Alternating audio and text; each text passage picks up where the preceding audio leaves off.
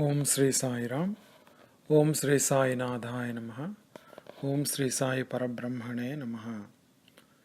Today, in this series of Saisatcharita chapters that we've been talking about, today we will discuss chapter 14. And in this chapter, the Hemad Pant discusses mainly the importance of the offerings to Guru and God, and also how Sai blessed a devotee from Nanded. So those are the main details of this chapter 14. Whenever we offer God some food as Naivedya, and also sometimes we give money or some valuable things to God. And the question comes is, why do we give God these offerings? Why we offer these things to God? In fact, all of this belongs to God. It's like you giving something that God wants. So, but somehow God appreciates our offerings and blesses us all the time. The life of the saint is exemplary, and whether you look at it outside or inside, it is definitely sweet. The saints do things, they conduct themselves every day according to Dharma and according to the spiritual realm, so that people can follow them and attain the goal of life. And the saint's life is always like a bliss incarnate. Sai did the similar kind of thing.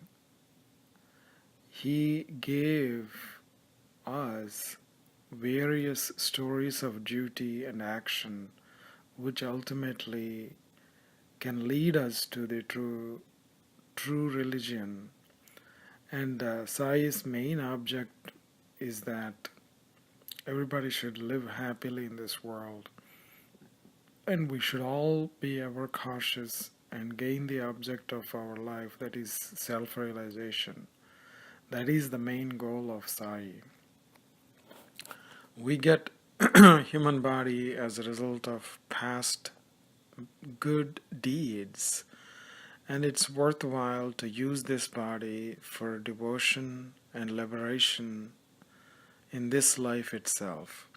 So we should not be lazy, and we need to be alert and awake to gain our aim of life. If we keep hearing the stories of Sai, we will always see him day and night. If we remember him in our mind and think about his stories, assimilate them in our mind, and do not let the mind fickle, do not let the mind wander, then definitely we will reach the goal, that is merging in the pure consciousness. Next, we will go into the story of Ruttonji Wadia's story. He was a Parsi mill contractor and a trader, and he was living in Nanded in Nizam state at that time. He had everything in his life. He was so rich that he had so much wealth. He acquired fields, lands. He had a lot of cattle, horses. Like that, there was no end to it. And at the same time, he was so humble and did not mistreat anybody. He was very charitable, liberal. he gave food, clothing to the poor, and helped everybody in different ways. He did everything in his capacity, and he tried to get a male child, but at that time, I mean, it was he had female children, but he could not get a male child.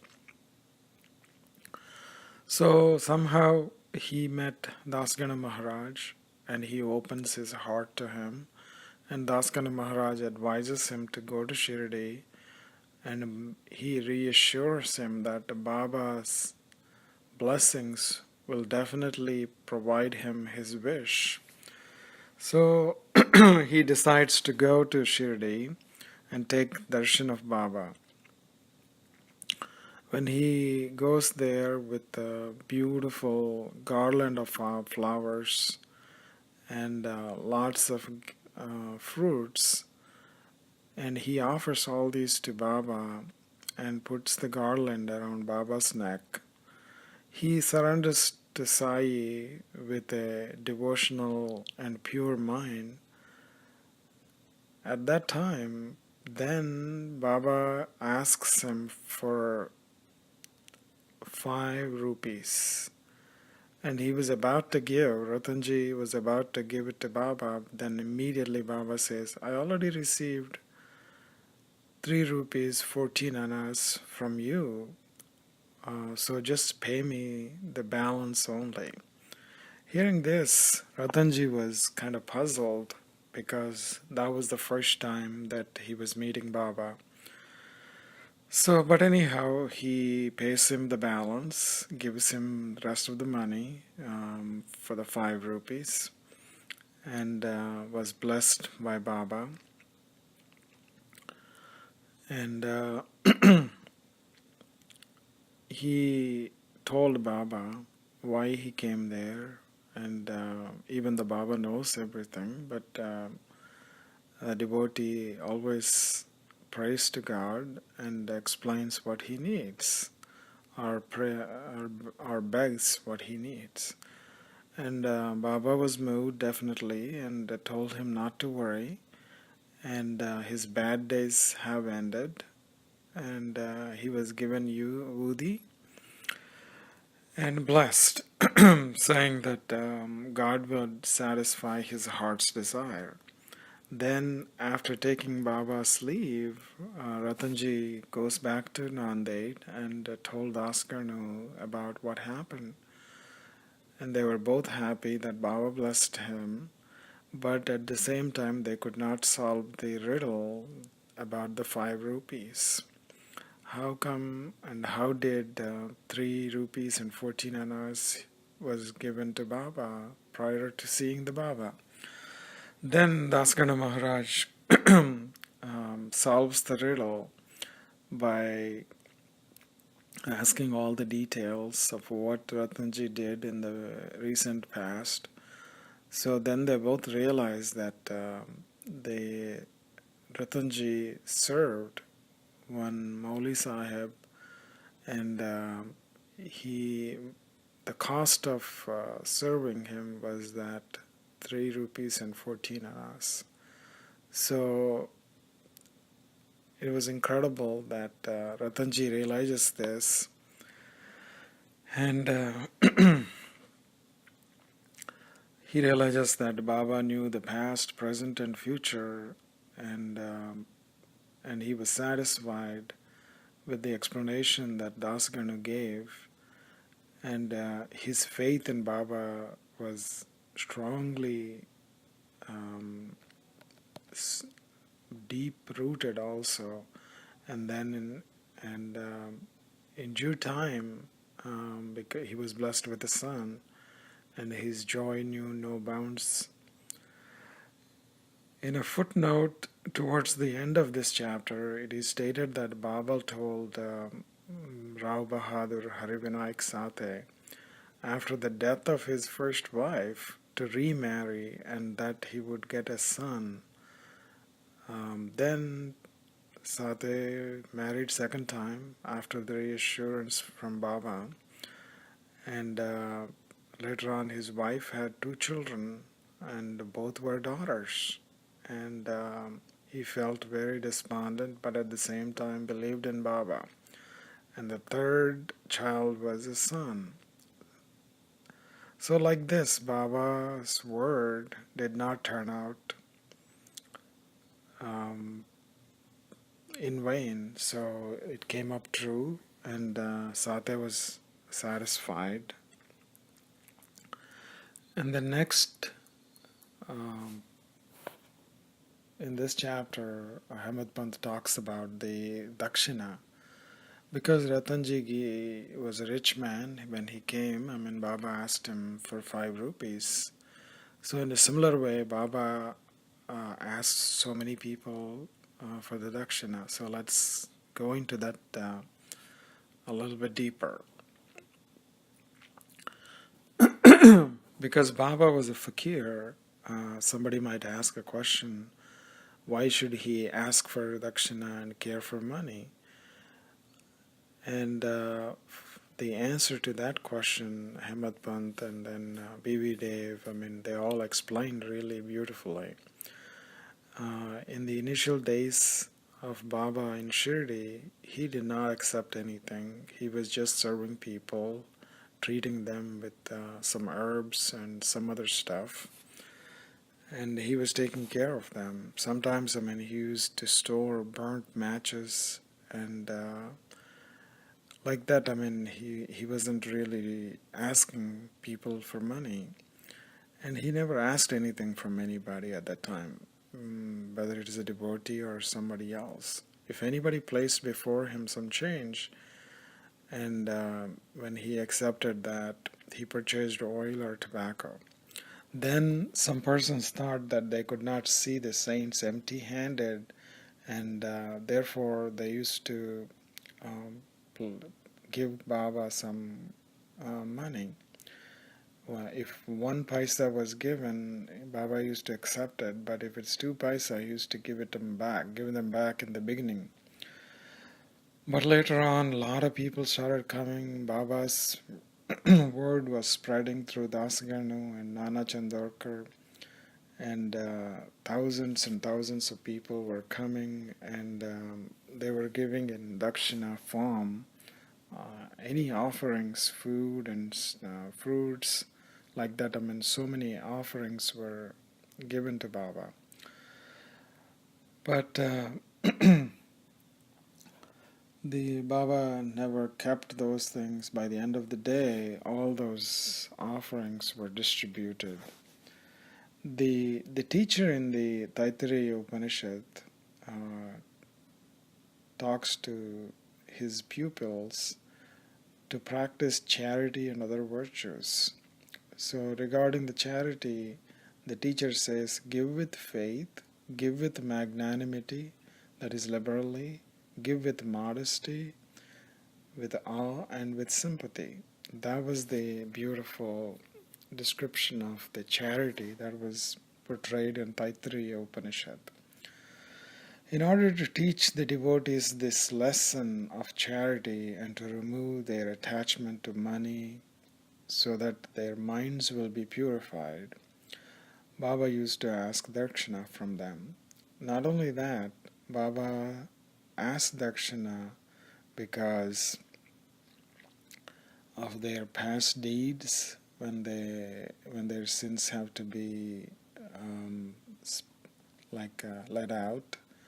Baba had to do this in the form of Dakshina at times. But